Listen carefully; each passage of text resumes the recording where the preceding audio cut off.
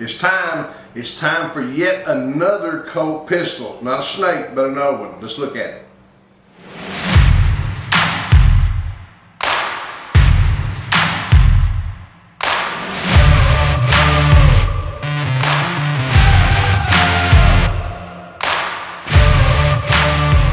Okay everybody, welcome today. Say welcome to you and out here at the hideout, and let's get started. But I have to do a few things before we do. Number one, I really want to say thank you for you guys who've been out to sgt1911.com and bought some stuff. You know, it helps me do a few things, hopefully buy a box of ammos, but remember too, we also send a portion of that to the kids over at St. Jude. So for you guys and gals who have bought things, not only am I grateful, others are grateful. Those of you who have not, go over there and at least look and see what we got. I think you'll find some good stuff. Another thing, if you have subscribed, thank you very much. If you have not, man, you're missing the big show. This is like a circus around here. We have a lot of fun. Come on, get involved, watch what we do, and I think you'll like it. You know, I'm not sponsored. Nobody's giving me guns. I'm an everyday Joe that's having everyday fun on everybody's everyday dollar. So come on out, let's get involved, see what my opinion is, and talk to me. Let's have a good time. Okay, today we're going to talk about something, you know, in my intro I said kind of another Colt gun, and yes, it is another Colt gun, but I need to back up just a little bit.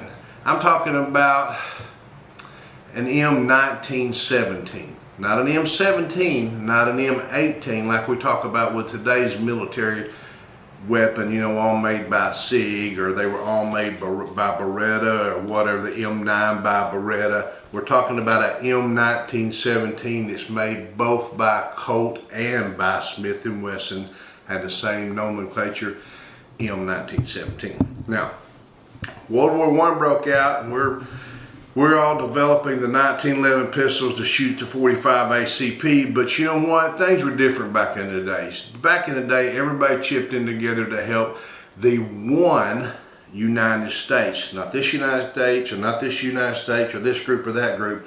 The United States of America be the world power and the leading country in the world. Everybody chipped in for one team. So what we had was not enough handguns going around. So everybody says, well, how do we help? Smith & Wesson and Colt says, let's take some of our existing revolvers and let's make them shoot the same bullet, the 45 ACP, that the 1911 was firing. So what we did, I've got an example here. This is a Colt model 1917, and if I track the serial number down on here on the bottom, it was manufactured in 1917. This one has been blued, unfortunately. You know, it does make it is still a 1917 handgun. It doesn't have the value because it's been reblued to some. To me, it's just as important. It is a Colt 1917. If you look at the hammer, somebody's went through the problem of having it jeweled. So they try to make it look sharp, and they've done a good job. There's a good bluing job on it. There's the jeweling on the hammer is well done. You kind of see how it looks. It's called jeweled, like jeweled on a bolt on a rifle. And you know, this is kind of similar to some of the other Colt pistols we've had. Look at this side, and you'll remember how I've talked about the magazine, or the cylinder release right here, where we're going to pull it, and the magazine's going to flip out, versus Smith & Wesson, we push. Let me see that. Now let me roll it around so I can do it. And then right here, we have the ejector rod. This ejector rod is not concealed like some of the other models are. It's exposed down at the bottom. You know, and the interesting thing is this, when I say we did this together, there was about 300,000 of these things made. When I say 300,000, I mean 300,000 total with, imagine this, Colt making 150,000 and Smith & Wesson making 150,000. It wasn't that I can make more money than you off the war effort.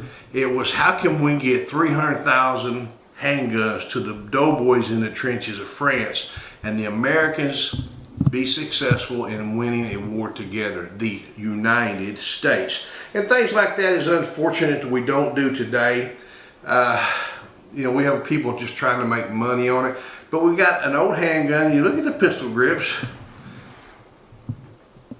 Now these are not plastic. I forget what they're called. Bakelite maybe is what they're called. You know, it's got a long trigger on it. If you look at the hammer, there's your firing pin on the hammer out here. It goes through the hole in the back of the handgun.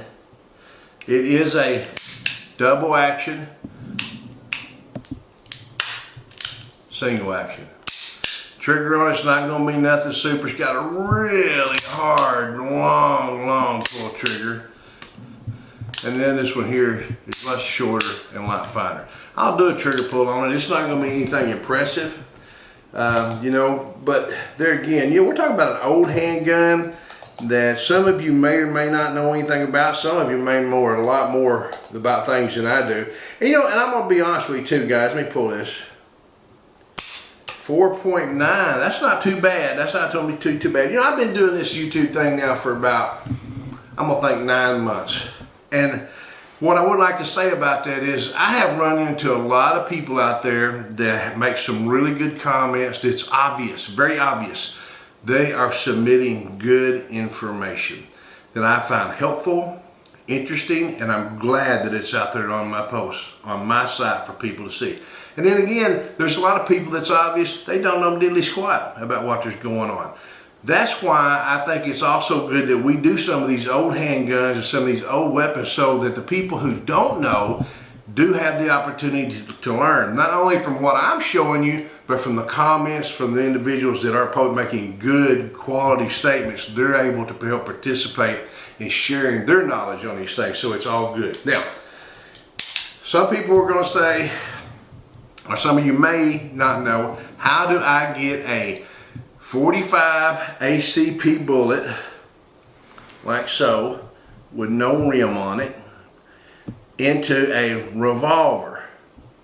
You see how we got no rim up there? Well, what we did, or what they did, they come out with these things that were like a little clip. Most of them they called moon clips, because 6-round revolver, you'd have a clip that held 3 on one side and 3 on the other side. So I could shoot 3 rounds and take out the 3 empties and still have the 3 loaded in and put another 3-round magazine, and I'd have 3 and 3. I do not have those. What I have is 6 rounds. So this is what it looks like. Just a little, you can get these in metal or plastic. These are metal. And I bought metal just simply so I could reuse them a little bit longer. If you can see that or not. Alright, and these things just slide in. I'm going to put one in for you. No, I'm not. I'm going to tell you how to do it because I could get censored here. This thing goes in this hole. Get it, fellas? This thing goes in this hole. Pretty damn simple, but I'll get censored. To load it, you just pop open the cylinder and you drop this whole thing right down in there, just like you would a speed loader. Just like you would a speed loader, and basically, essentially, that's what it's going to be, is almost like a speed loader. And then when the cylinder closes, and I'll even close it, so if you'll look at that gap in there, there's a gap right here between the cylinder and the back of the pistol. When I load this pistol, I'm going to load it, keep it pointed in a safe direction. I can get this thing turned around here and get my... Alright, and when I load it, the gap's gone. And that spacer holds that out there like it would be, say like it was a 45 long coat or something where you had the rim on the cartridge. Now that black thing is essentially the rim on our cartridge. So let me load it. Alright guys, she's empty. See what we got there. So, you know, I thought it was interesting that we bring out this old handgun. You know, like I said, I'm trying to find things that I find interesting, and hopefully I have something in common with other people. I think these old handguns are interesting. You know, 1917, I have a picture of my great-grandfather in his World War I uniform in 1917. 1917, you know, where has this gun done and what is it, you know, where's it been while it's done? They produced these from 1917 to 1920. They used them from 1917 up until 1978 is the official thing, and they used them in Vietnam for tunnel rats. Now, my particular experience will tell you this. Supposedly the Beretta replaced the 1911 in 1985. I don't get out of the Army until like 1990, and I still had never even seen a Beretta. So the official date and when things actually do happen often are not conjunction with each other. So, you know, 1917, officially used through the 70s. Tunnel rats in Vietnam use them. What I'm interested to see though is this lovely old thing still go. Bang, bang, bang. We'll go outside. Okay, outside the hideout here, there's my diggling guys out there. Again, guys, 1917 Colt 45. This shoots a 45 ACP in moon clips. Now this is not a moon clip, this is a whole round. Like I said, you can get halves, but at the same time I got a full 6 round. If I want to shoot only 3, I'll just put 3 in it and leave 3 empties. But let me put my hearing on, hearing protection on. I don't have much hearing anymore. Hearing protection. Open this old Colt up, see what we can do with it. Like I said, I've never fired it. This is one of the gun show pickups.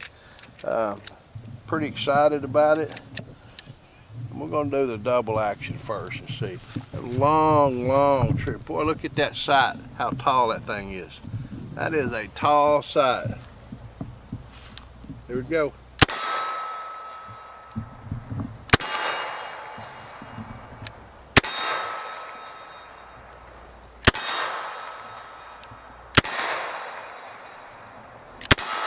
Tell you one thing, it's a knuckle buster. It has got some recoil in it for a 45 ACP round. There is no doubt about it. I can feel it. I'm sure we're getting up close with the camera, you might be able to see it, but I really didn't notice, you know, by just observing the pistol and holding it, I really didn't notice how tall that blade sight is. It's extremely tall. I mean, I noticed the lanyard thing down at the bottom, but I just didn't not realize until I went to draw it down and shoot it. And that trigger is so hard to pull back.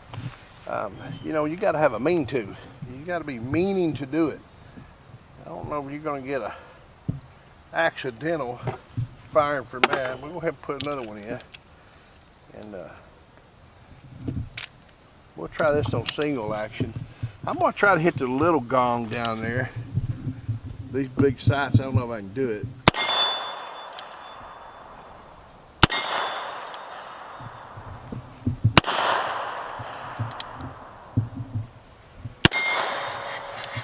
It's difficult.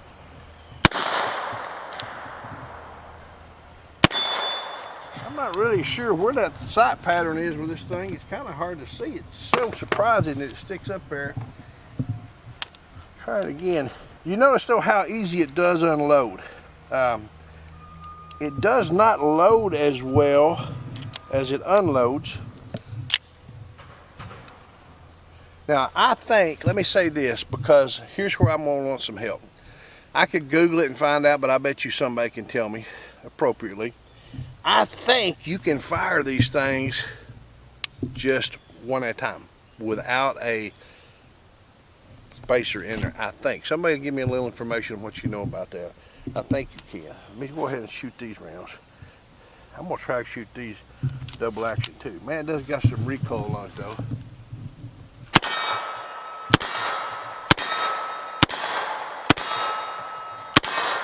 Woo! That gear gets into the finger in a good bit. There we go, guys. Take these off. Now you'll see what we got finished. You can see it's just as empty as can be. Now I can go pluck these out and put 6 more in it. There again, if it were the moons, there'd only be 3. I could do 3 at a time. I don't have them. You can get them Midway USA. There's not a lot of big need for them. Nice old pistol. I really like it. Tell me what you think. Give me a comment about it. Give me a comment about shooting them one at a time. Somebody's got some experience with them. Somebody's got a Smith & Wesson model on them. Tell me what you think. Anyway, until we get to shoot again, shoot safe, shoot straight. Huh.